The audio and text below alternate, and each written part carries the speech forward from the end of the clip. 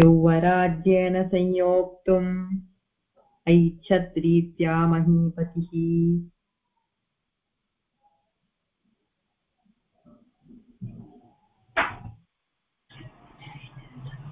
यार சொல்லுங்க ஃபர்ஸ்ட் ஸ்ரவன் ஸ்ரீதரன் கேசவ ஸ்ரீமாலோலு கேசவ சொல்லுங்க Keshava first second Shravan third Sridharan ஸ்ரீமாலோலு यौवराज्येन संयोक्तुमैच्छत्रीत्या महीपतिः यौवराज्येन संयोक्तुमैच्छत्रीत्या महीपतिः तस्याभिषेकसंभारान् दृष्ट्वा भार्यासकैकयी तस्याभिषेकसंभारान् दृष्ट्वा भार्यासकैकयी पूर्वं दत्तवरा देवी वरमेण मयाचत पूर्वं दत्तवरा देवी वरमेण मयाचत विवासनं च रामस्य भरतस्याभिषेचनम्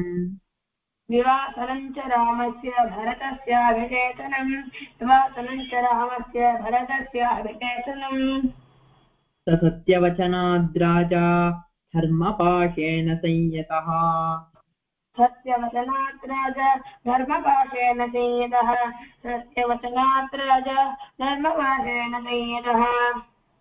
विवासयामास सुतं रामं दशरथः प्रियम्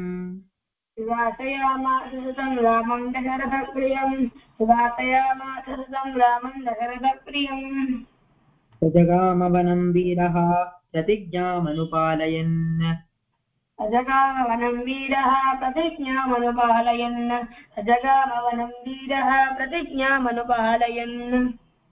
पितृवचननिर्देशात् कैकेय्याः प्रियकारणात्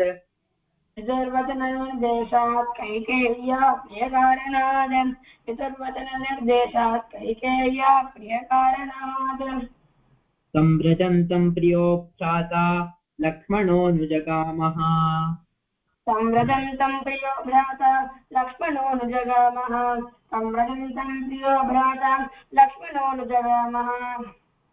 स्नेहाद्विनयसम्पन्नः सुमित्रानन्दवर्धनः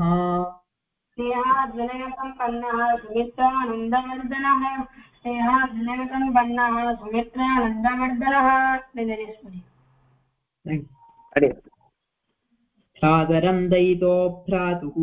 सौभ्रात्रमनुदर्शयन् भ्रातरं दयितो भ्रातुः सौभ्रात्रमनुदर्शयन् भ्रातरं दयितो भ्रातुः सौभ्रात्रमनुदर्शयन् रामस्य दयिता भार्या नित्यं प्राणसमाहिता रामस्य दयिता भार्या नित्यं प्राणसमाहिता रामस्य दयिता भार्या नित्यं प्राणसमाहिता जनकस्य कुले जाता देवमायेव निर्मिता जनकस्य कुले जाता देवमायेव निर्मिता जनकस्य कुले जाता देवमायेव निर्मिता सर्वलक्षणसम्पन्ना नारीणामुत्तमा वधूः सर्वलक्षणसम्पन्ना नारीणामुत्तमा वधूः सर्वलक्षणसम्पन्ना नारीणामुत्तमा वधूः सीताप्यनुगता रामं शशिनं रोहिणी यथा सीताप्यनुगता रामं शशिनं रोहिणी यथा सीताप्यनुगता रामं शशिनं रोहिणी यथा पौरैरनुगतो दूरं पित्रा दशरथेन च पौरैरनुगतो दूरं पित्रा दशरथेन च पौरैरनुगतो दूरं पित्रा दशरथेन च शृङ्गिपेरपुरे सूतं गङ्गाकूले व्यसर्जयत् शृङ्गिवेरपुरे सूतं गङ्गाकूले व्यसर्जयत् शृङ्गिवेरपुरे सूतं गङ्गाकूले व्यसर्जयत् अहमासाद्य धर्मात्मा निषादाधिपतिं प्रियम् उहमासाद्य धर्मात्मा निषादाधिपतिं प्रियम् उहमासाद्य धर्मात्मा निषादाधिपतिप्रियम् उभेन सहितो रामः लक्ष्मणेन च सीतया गुहेन सहितो रामः लक्ष्मणेन च सीतया गुहेन सहितो रामः लक्ष्मणेन च सीतया सेवनेन वनं गत्वा नदीस्तीर्त्वा बहूदकाः देवनेन वनं गत्वा नदीस्तीर्त्वा बहूदकाः देवनेन वनं गत्वा नदीस्तीर्त्वा बहूदकाः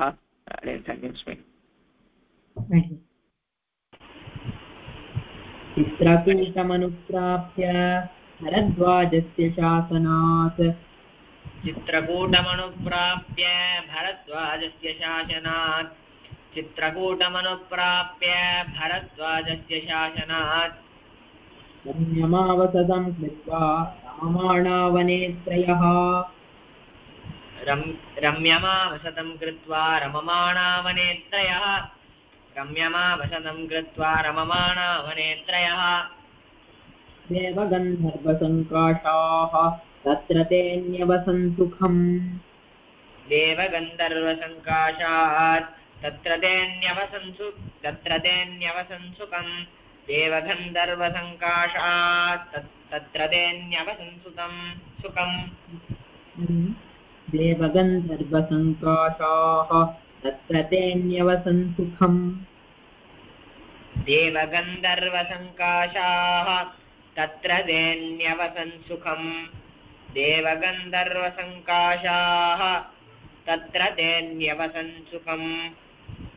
चित्रकूटं गते रामे पुत्रशोकातुरस्तथा चित्रकूटं गते रामे पुत्रशोकातुरस्तदा चित्रकूटं गते रामे पुत्रशोकातुरस्तदा राजा दशरथस्वर्गं जगामविलपन् सुतम् राजा दशरथस्वर्गं जगामविलपन् सुतम् राजा दशरथस्वर्गं जगामविलपन् सुतम् मतेत तस्मिन् भरतः वसिष्ठप्रमुखैर्द्विजैः गते तु तस्मिन् भरतो वसिष्ठप्रमुखैर्द्विजैः गते तु तस्मिन् भरतो वसिष्ठप्रमुखैर्द्विजैः समीचीयास्य भरतो அப்படின்னு ஆனா விஷயம் சொல்லிட்டு भरतः அப்படின்னு பிரேக் எடுத்தா भरतः அப்படின்னு பிரேக் எடுத்தா சேர்ந்து भरतोன்னு சொல்லாது नित्यमानो राज्याय निच्छत्राज्यं महाबलः नियुज्यमानो राज्याय नैत्यद्राज्यं महाबलः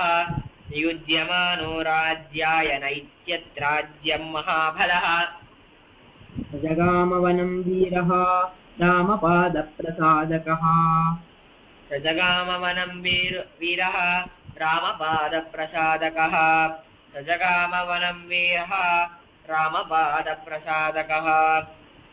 गत्वा तु समहात्मानं रामं सत्यपराक्रमम् गत्वा तु समहात्मानं रामं सत्यपराक्रमम् गत्वा तु समहात्मानं रामं सत्यपराक्रमम् मया च भ्रातरं रामम् आर्यभावपुरस्कृतः अयाचद्भ्रातरं रामम् आर्यभावपुरस्कृतः अयाचद्भ्रातरं रामम् आर्यभावपुरस्कृतः अमेव राजा धर्मज्ञ इति रामं वचोब्रवीत्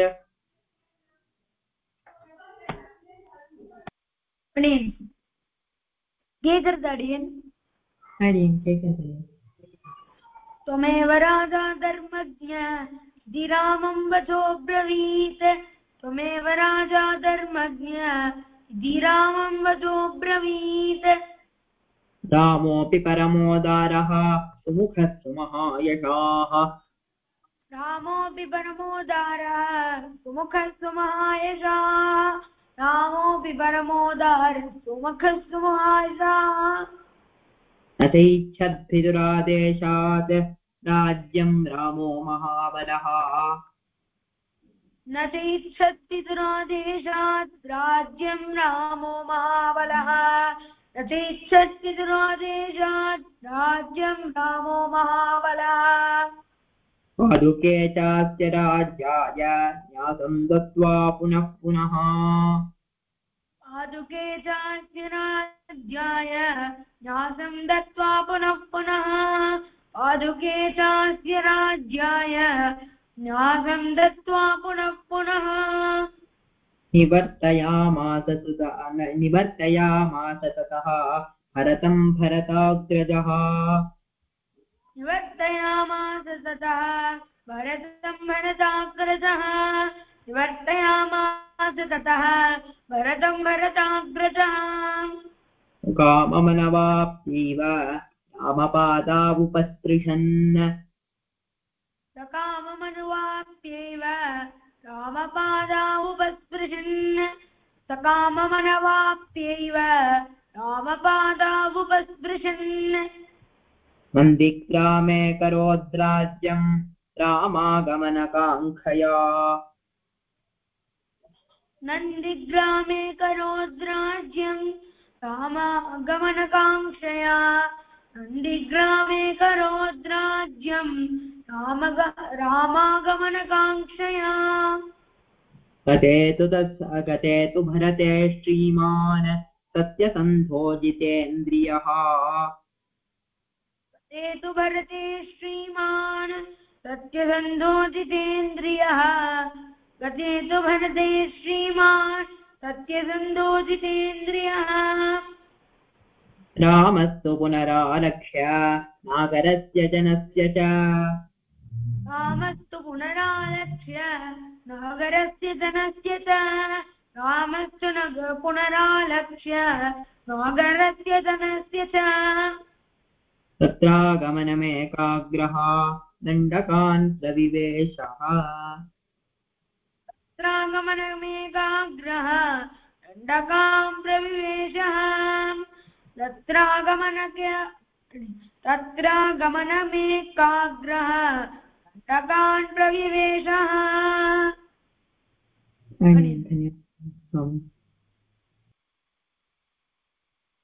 ஓகே சார். சரி, இப்போ 5 டைம்ஸ் சொல்லுங்க. 6 to 10, 11 to 15, 16 to 20. ஃபர்ஸ்ட் அச்சுதிஷ்டி, அப்புறம் ஹரிணி சொல்லுங்க, அதுக்கப்புறம் மஞ்சுளஸ்ரீ சொல்லுங்க. 5 times each shloka 5 times. 6 to 20 சொல்லணும். 5 ஸ்லோகாஸ் ஈச்.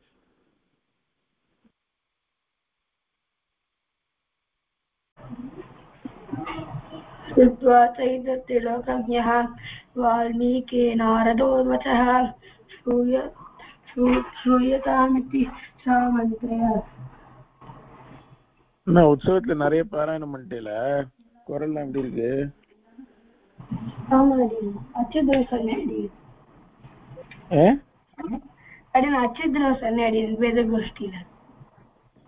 சூப்பர் அடியா. சரி, அப்ப நீங்க ரெஸ்ட் எடுத்துக்கோங்க. வேற யாராவது சொல்லட்டும். சொல்றேல, சரி சொல்லுங்க. சரி அச்சுத் நெக்ஸ்ட் சொல்லு. श्रुत्वा चैतत्यलोकज्ञः वाल्मीकिनारदो वचः श्रूयतामिति सामन्त्र्य प्रहृष्टो वाक्यमब्रवीत्. श्रुत्वा चैतत्यलोकज्ञः वाल्मीकिनारदो वचः श्रूयतामिति सामन्त्र्य प्रहृष्टो वाक्यमब्रवीत्. श्रुत्वा चैतत्यलोकज्ञः वाल्मीकिर्नारदो वचः श्रूयतामिति सामन्त्र्य प्रहृष्टो वाक्यमब्रवीत्. श्रुत्वा चैतत्यलोकज्ञः वाल्मीकिर्नारदो वचः श्रूयतामिति सामन्त्र्य प्रहृष्टो वाक्यमब्रवीत्. श्रुत्वा चैतत्यलोकज्ञः वाल्मीकिर्नारदो वचः श्रूयतामिति सामन्त्र्य प्रहृष्टो वाक्यमब्रवीत्. बहवो दुर्लभाश्चैव ये त्वया कीर्तिता गुणाः मुने वक्ष्याम्यहं बुद्ध्वा तैरुक्तः श्रूयतां नरः. बहवो दुर्लभाश्चैव ये त्वया कीर्तिता गुणाः मुने वक्ष्याम्यहं बुद्ध्वा तैर्युक्तः श्रूयतां नरः बहवो दुर्लभाश्चैव त्वया कीर्तिता गुणाः मुने वक्ष्याम्यहं बुद्ध्वा तैर्युक्तः श्रूयतां नरः बहवो दुर्लभाश्चैव ये त्वया कीर्तिता गुणाः मुने वक्ष्याम्यहं बुद्ध्वा तैर्युक्तः श्रूयतां नरः बहवो दुर्लभाश्चैव ये त्वया कीर्तिता गुणाः मुने वक्ष्याम्यहं बुद्ध्वा तैर्युक्तः श्रूयतां नरः इक्ष्वाकुवंशप्रभवः रामो नाम जनेश्रुतः नियतात्मा महावीर्यः धृतिमान् वशी इक्ष्वाकुवंशप्रभवः रामो नाम जनेश्रुतः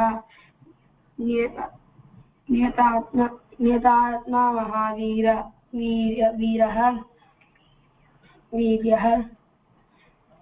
धृतिमान् वशी इक्ष्वाकुवंशप्रभवः रामो नाम जनेश्रुतः नियतात्मा महावीर्यः धृतिमान् वशी इक्ष्वाकुवंशप्रभवः रामो नाम जनेश्रुतः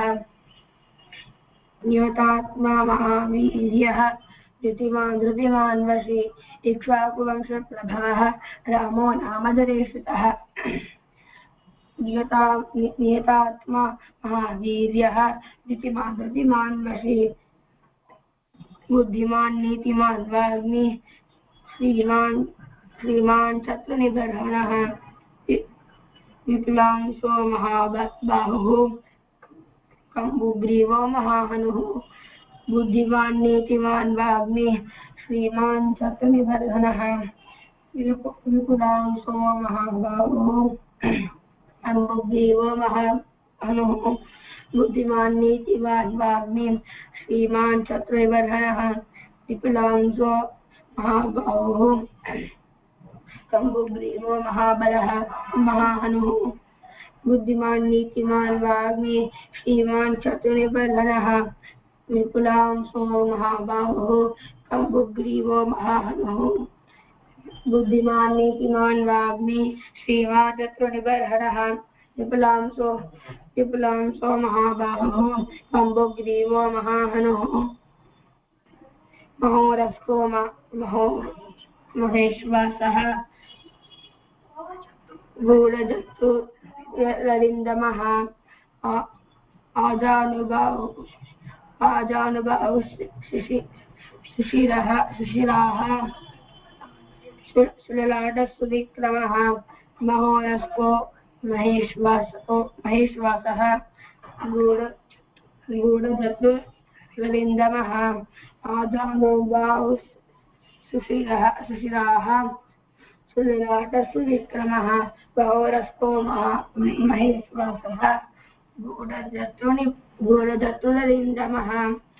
आजानुबाहुः सुशिराः सुललाटसुविक्रमः महोरस्को महेश्वासः गूढजन्तुललिन्दमः आजानुबाहुः सुशिराः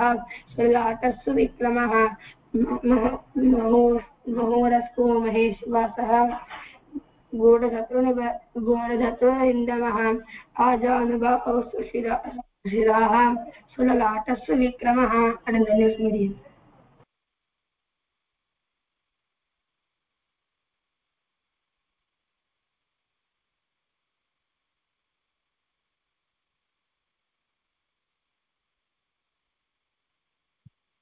நெக்ஸ்ட் சொல்றியா இல்ல ஹரிணி சொல்லு?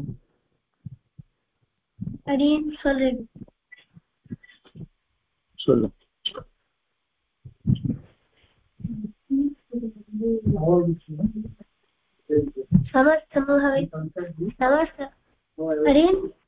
அரியன் கேட்கல.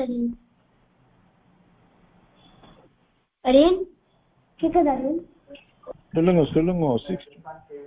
11 to 16 சொல்லுங்க. அரியன் சொல்லுங்க. बुद्धिमान् नीतिमान् वाग्मी श्रीमान् शत्रुनिबर्हणः विपुलांसो महाबाहुः कम्बुग्रीवो महाहनुः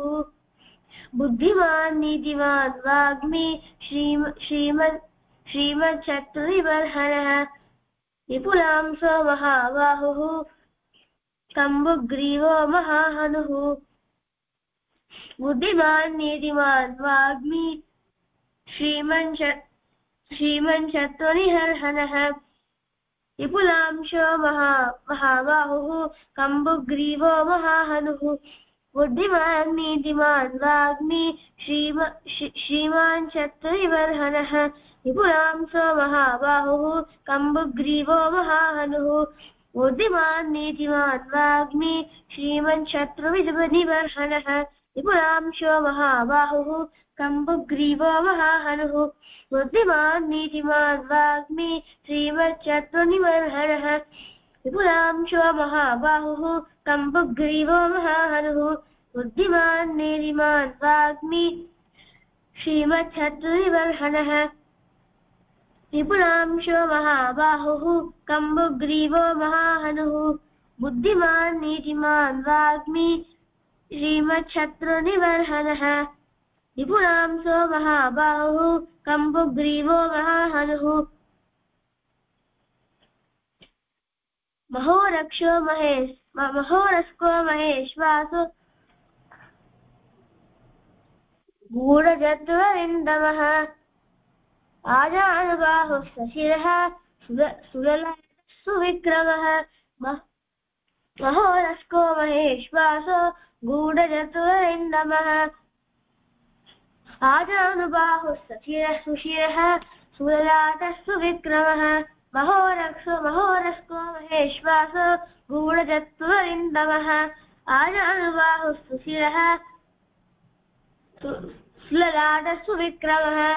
महोरस्को பதினொன்றாவது ஸ்லோகத்துல தானே அடின் 11th ஸ்லோகத்துல இருந்து ஸ்டார்ட் பண்ணுங்க அடின் समस्या भवेत् संगः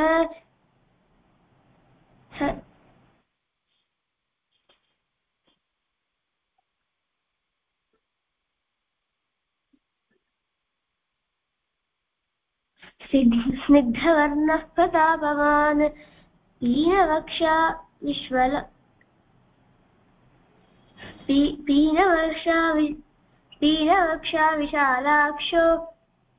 लक्ष्मीवान् शुभलक्ष्मणः समस्या भवेत् संगः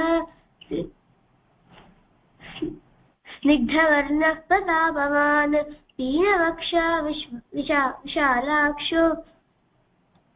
लक्ष्मीवान् शुभलक्षणः समस्या भवेत् संगः स्निग्धवर्णः प्रतापवान् पीनवक्षा विशालाक्षो लक्ष्मीवान् शुभलक्षणः समस्या भवेत् संगः स्निग्धवर्णः प्रतापवान् पीनवक्षा विशालाक्षो लक्ष्मीवान् शुभलक्षणः समस्या भवेत् संगः स्निग्धवर्णः प्रतापवान् पीनवक्षा विशालाक्षो लक्ष्मीवान् शुभलक्षणः समस्या भवेत् संगः स्निग्धवर्णः प्रतापवान् पीनवक्षा विशालाक्षो लक्ष्मीवान् शुभलक्षणः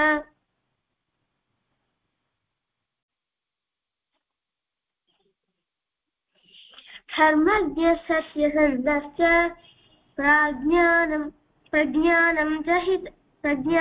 च हिते रतः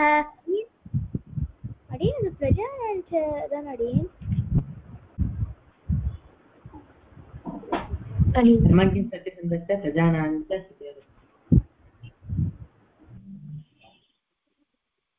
धर्मज्ञ धर्मज्ञः सत्यसन्धश्च प्रजानां च हिते रतः यशस्वी ज्ञानसम्पन्नः शुचिर्वश्य समाधिमान् धर्मज्ञः सत्यसन्धश्च प्रजानां च हिते रतः यशस्वी ज्ञानसम्पन्नः शुचिर्वश्य समाधिमान् धर्मज्ञः सत्यसन्धश्च प्रजानां च हिते रतः यशस्वी ज्ञानसम्पन्नः शुचिर्वश्य समाधिमान् धर्मज्ञः सत्यसन्धश्च प्रजानां च हिते रतः यशस्वी ज्ञानसम्पन्नः शुचिर्वश्य समाधिमान् धर्मज्ञः सत्यसन्धश्च प्रजानां च हिते रतः यशस्वी ज्ञानसम्पन्नः शुचिर्वश्य समाधिमान् धर्मज्ञः सत्यसन्धश्च प्रजानां च हिते रतः यशस्वी ज्ञानसम्पन्नः शुचिर्वश्य समाधिमान् प्रजापतिः समः श्रीमान् धाता रिपुर्निषूदनः रक्षिता जीवलोकस्य धर्मस्य परिरक्षिता प्रजापतिः समः श्रीमान् दाता रिपुनिषूदनः रक्षिता जीवलोकस्य धर्मस्य परिरक्षिता प्रजापतिः समः श्रीमान् दाता रिपुनिषूदनः रक्षिता जीवलोकस्य धर्मस्य परिरक्षिता प्रजापतिः समः श्रीमान् दाता रिपुनिषूदनः रक्षिता जीवलोकस्य धर्मस्य परिरक्षिता प्रजापतिः समः श्रीमान् दाता रिपुनिषूदनः रक्षिता जीवलोकस्य धर्मस्य परिरक्षिता रक्षिता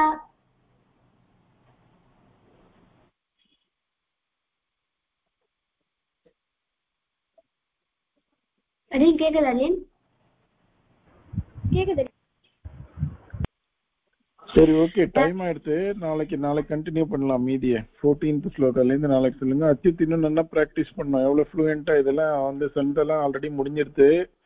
கிளாஸ்ல அட்டென்டிவா இருக்கணும் ஆக்சுவலா you are looking for the text